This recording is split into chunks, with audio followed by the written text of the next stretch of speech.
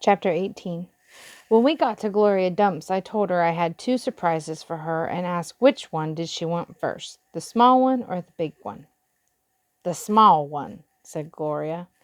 I handed her the litmus lozenge and she moved it around in her hands, feeling it. Candy? She said. Yes, ma'am, I told her. It's called a litmus lozenge. Oh, Lord, yes, I remember these candies. My daddy used to eat them. She unwrapped the litmus lozenge and put them in her mouth and nodded her head. Do you like it? Mm-hmm. She nodded her head slowly. It tastes sweet, but it also tastes like people leaving. You mean sad? I asked. Does it taste like sorrow to you? That's right, she said.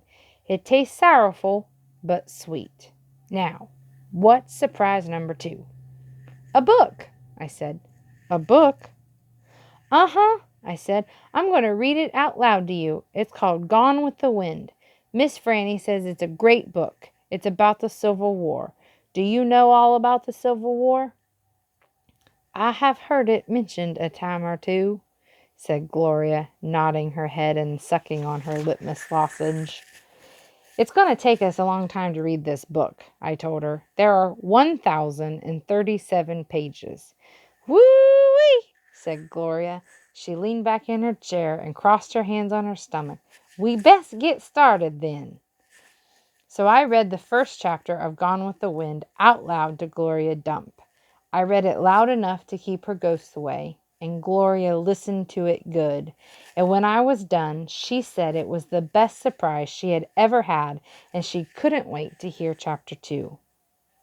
That night, I gave the preacher his litmus lozenge right before he kissed me goodnight. What's this? He said.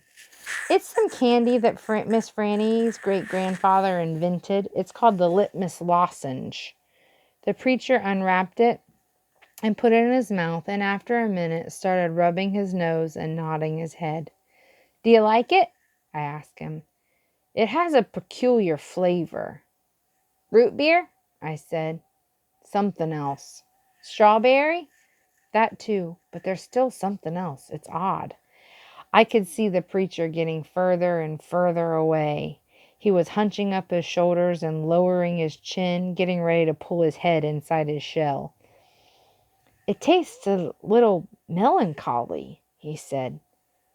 Melancholy? What's that? Sad, said the preacher.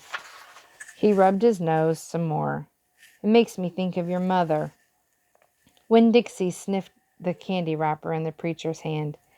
It tastes sad, he said, and sighed. Must be a bad batch. No, I told him. I sat up in bed. That's the way it's supposed to taste. Litmus came back from the war and his whole family was dead. His daddy died fighting and his mama and his sisters died from a disease and the Yankees burned down his house. And Litmus was sad, very sad. And what he wanted more than anything in the whole world was something sweet. So he built a candy factory and made litmus lozenges, and he put all the sad he was feeling into the candy. My goodness, said the preacher. Winn Dixie snuffed the candy wrapper out of the preacher's hand and started chewing on it. Give me that, I said to Winn Dixie, but he wouldn't give it up. I had to reach inside his mouth and pull it out. You can't eat candy wrappers, I told him.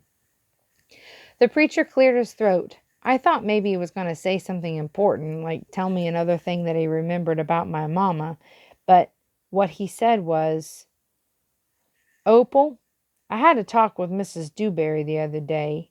She said that Stevie says you called him a bald-headed baby. It's true, I said. I did. But he calls Gloria Dump a witch all the time, and he calls Otis retarded. And once he even said that his mama said that I shouldn't spend all my time with old ladies. That's what he said. I think you should apologize, said the preacher. Me? I said. Yes, you. You tell Stevie you're sorry if you said anything that hurt his feelings. I'm sure he just wants to be your friend. I don't think so, I told him. I don't think he just wants to be my friend. Some people have a strange way of going about making friends, he said. You apologize. Yes, sir, I said, and then I remembered Carson.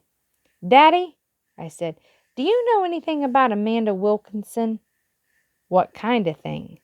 Do you know something about her and somebody named Carson? Carson was her brother. He drowned last year. He's dead? Yes, said the preacher. His family is still suffering a great deal. How old was he? 5, said the preacher. He was only 5 years old. Daddy, I said, how could you not tell me something like that? Other people's tragedies should not be the subject of idle conversation. There was no reason for me to tell you. It's just that I needed to know, I said, because that help explains Amanda. No wonder she's so pinch-faced. What's that? Said the preacher. Nothing, I said. Good night, India Opal, the preacher said. He leaned over and kissed me. I smelled the root beer and the strawberry and the sadness all mixed together on his breath. He patted Winn Dixie on the head and got up and turned off the light and closed the door. I didn't go to sleep right away. I lay there and thought of what life was like a litmus lozenge, how the sweet and the sad were all mixed up together, and how hard it was to separate them out. It was confusing. Daddy! I shouted. After a minute, he opened the door and raised his eyebrows at me. What was that word you said, the word that meant sad? Melancholy, he said. Melancholy, I repeated. I liked the way it sounded, like there was hidden music somewhere inside it. Good night now, the preacher said. Good night, I told him.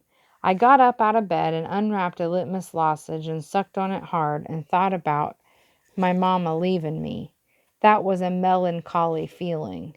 I thought about Amanda and Carson, and that made me feel melancholy too.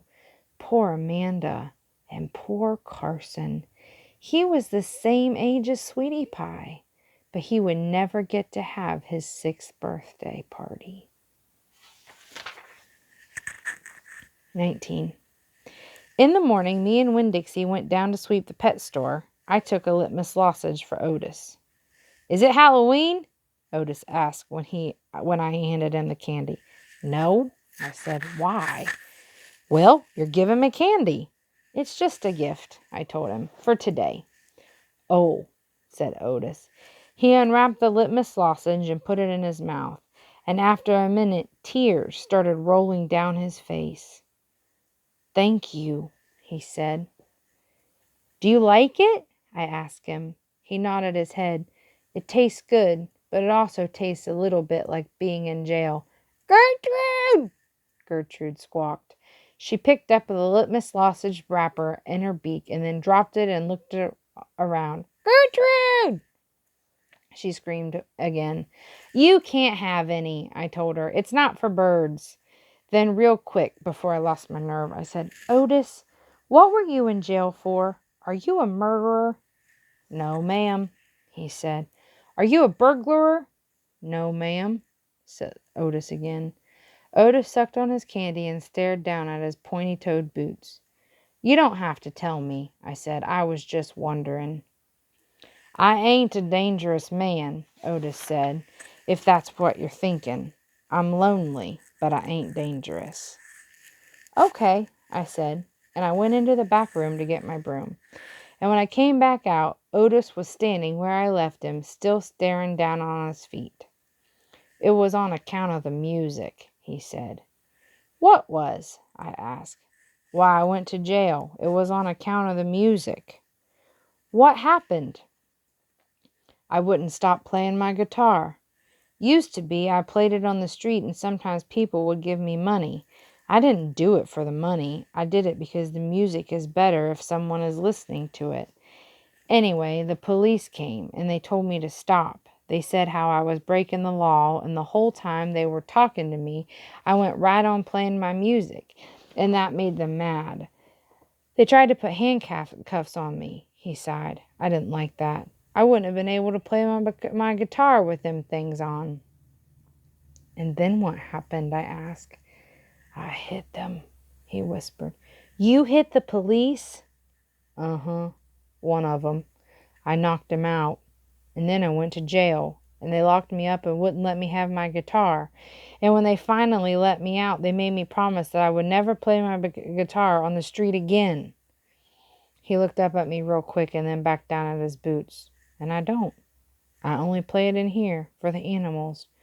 Gertrude, the human Gertrude, she owns this shop, and she gave me this job when she read about me in the paper, and she said it's all right for me to play music to the animals. You play your music for me and Winn, Dixie, and Sweetie Pie, I said. Yeah, he agreed, but you ain't on the street. Thank you for telling me about it, Otis, I said. It's all right, he said. I don't mind. Sweetie Pie came in, and I gave her a litmus lozenge. She spit it right out. She said it tasted bad. She said that it tasted like not having a dog. I swept the floor real slow that day. I wanted to keep Otis company. I didn't want him to be lonely. Sometimes it seemed like everybody in the world was lonely. I thought about my mama. Thinking about her was the same as the hole you keep on feeling with your tongue after you lose a tooth. Time after time, my mind kept going to that empty spot, the spot where I felt like she should be.